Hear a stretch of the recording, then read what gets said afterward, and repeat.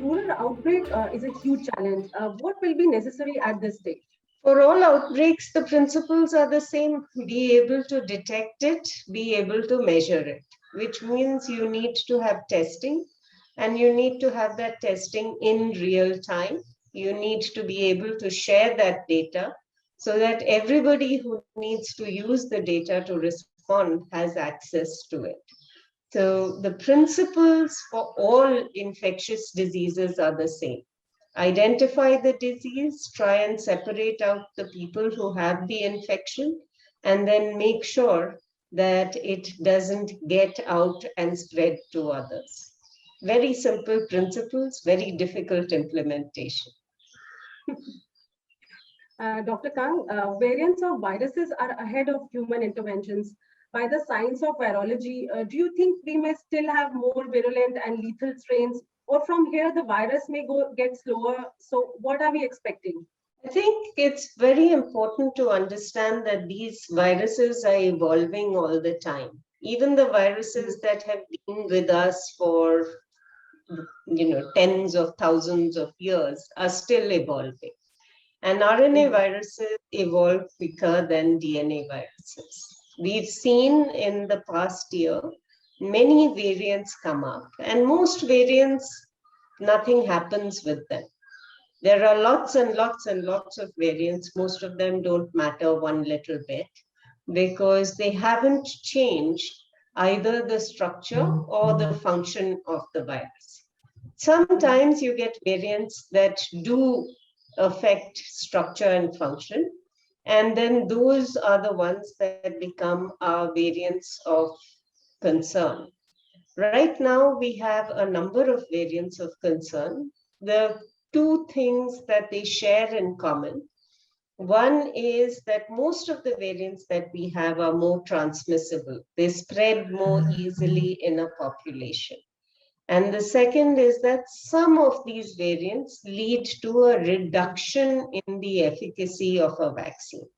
Note that I said reduction. I did not say that vaccines stop working. They work a little less well. And one of the things that we need to recognize is that the vaccines that we have are working better than we expected.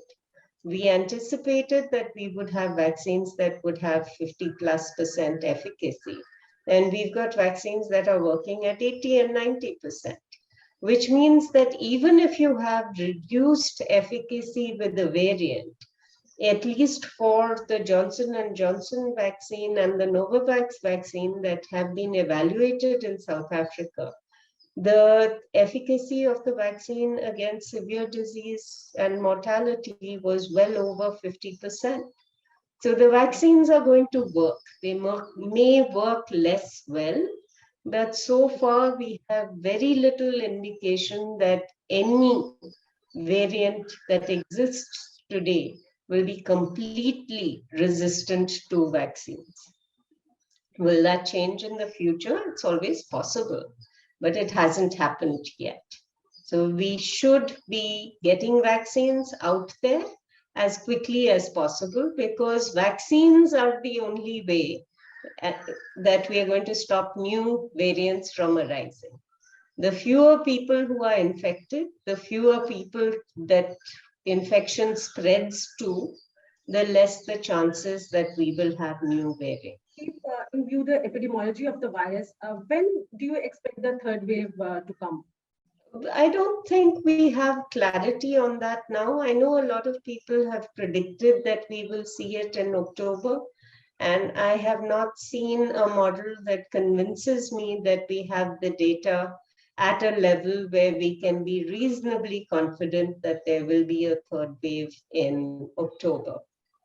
Will a third wave happen? Yeah, that's pretty likely. With most respiratory viral infections, so much depends on the environment, temperature, humidity, people's behavior, that it's almost inevitable that this will become a seasonal virus, which means you may have one wave or two waves every year. I don't think any of them are going to wind up being as bad as the ones we've had until now, but obviously, all of that depends on what variants will arise. I think it's very unlikely that we will have a variant that will be both very transmissible and very deadly that will arise. So I don't think that we will have such bad waves, but we'll need to wait and see.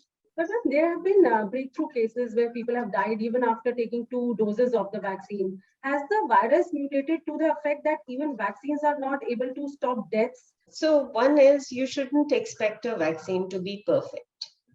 No vaccine is. That's why even in the trials, it's 95%, 80%, 70%.